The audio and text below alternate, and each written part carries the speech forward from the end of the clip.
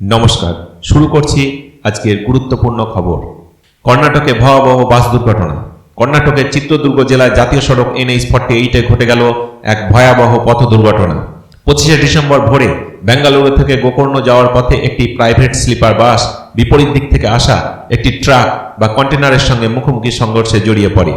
সংঘর্ষের পর মুহূর্তের মধ্যেই বাসে ভয়াবহ আগুন ধরে যায়। গভীর রাত হয়, অধিকাংশ যাত্রী ঘুমন্ত অবস্থায় ছিলেন, ফলে অনেকেই সময় মতো বেরোতে পারেননি। বিভিন্ন পুলিশ ও সংবাদ সূত্রে অন্তত 13 জনের মৃত্যুর কথা নিশ্চিত করা হয়েছে।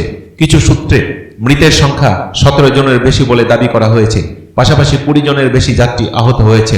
দুর্ঘটনার সময় বাসে আনুমানিক 30 থেকে 32 জন যাত্রী ছিলেন। অভিযোগ, ট্রাকটি ডিভাইডার টপকে বিপরীত লেনে ঢুকে পড়ায় এই ভয়াবহ সংঘর্ষ ঘটে।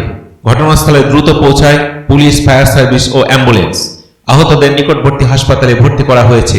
রাজ্য ও কেন্দ্রীয় নেতৃত্ব গভীর শোক প্রকাশ করেছেন। মৃতদের পরিবারকে ক্ষতিপূরণ দেওয়ার সম্ভাবনাও রয়েছে। গোর্খাল্যান্ডে জিটিএ শিক্ষকদের স্বস্তির খবর। এবার পাহাড় থেকে স্বস্তির খবর। Kolkata high court Gorkha territorial administration বা জিটিএর অধীনে থাকা 313 জন শিক্ষকের নিয়োগ বাতিল সংক্রান্ত প্রক্রিয়ায় স্থগিতাদেশ দিয়েছে। দীর্ঘদিন ধরে চাকরি অনিশ্চয়তায় ভুগছিলেন এই শিক্ষকরা। আদালতের নির্দেশে আপাতত তাদের চাকরি বহাল থাকছে। চূড়ান্ত রায় না হওয়া পর্যন্ত কোনো কড়া পদক্ষেপ নেওয়া যাবে না। এই রায়ে পাহাড়ের শিক্ষাক্ষেত্রের সঙ্গে যুক্ত বহু পরিবার নতুন করে আশার আলো দেখছেন। প্রধানমন্ত্রীর শ্রদ্ধা ও বার্তা। আজ রাজধানী দিল্লিতে এক বিশেষ অনুষ্ঠানে প্রধানমন্ত্রী নরেন্দ্র মোদী প্রাক্তন প্রধানমন্ত্রী অটল বিহারী বাজপেয়ীর জন্মদিনে সদাইব অটল স্মৃতি স্মারকে শ্রদ্ধা নিবেদন করেন। প্রধানমন্ত্রী বলেন, বাজপেয়ীজি ভারতের ডিজিটাল ও আধুনিক উন্নয়নের ভিত্তি গড়ে দিয়েছিলেন, যার সুফল আজ দেশবাসী পাচ্ছেন। এছাড়াও বড়দিন উপলক্ষে তিনি দেশবাসীকে শুভেচ্ছা জানিয়ে সামাজিক শান্তি ও ঐক্যের বার্তা দেন। ডেলিভারি কর্মীদের দেশ জুড়ে স্ট্রাইক।